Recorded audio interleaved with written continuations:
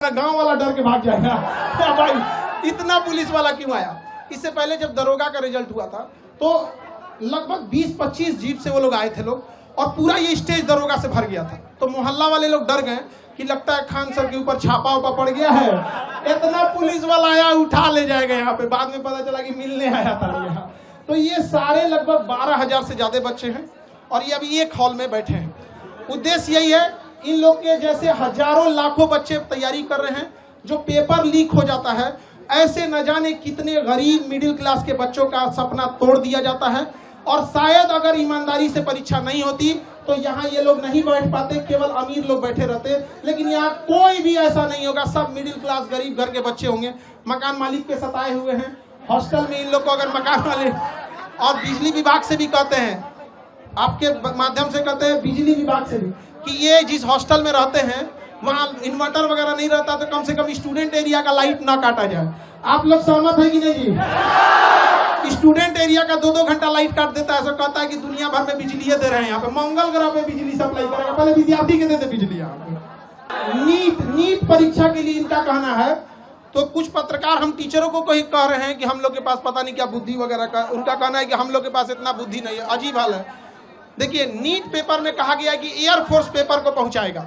अच्छी बात है, आप इनिशिएशन ले रहे हैं, लेकिन समझिए मलेरिया की बीमारी में टाइफाइड का इंजेक्शन नहीं मारा जाता है। नीट पेपर परीक्षा पेपर पहुंचने की समस्या नहीं थी कि एयरफोर्स का हम यूज कर रहे हैं, समस्या थी जहां से छप रहा है, जहां से बन रहा है वहीं पे लीक हो जा रहा है। जो पकड़े गए हैं टीचर, उनको फांसी अब तक क्यों नहीं हुआ, इनकाउंटर उनका क्यों नहीं हुआ, घर क्यों नहीं तोड़ा गया, उनका सवाल ये है। आप में से बताइए, इतने लोग, ये सब सिलेक्टेड पुलिस वाले हैं यहाँ पर, इन सब से कहते हैं पेपर लीक करने वालों को बकसना चाहिए जी? किसी को नहीं बकसना चाहिए यहाँ पर।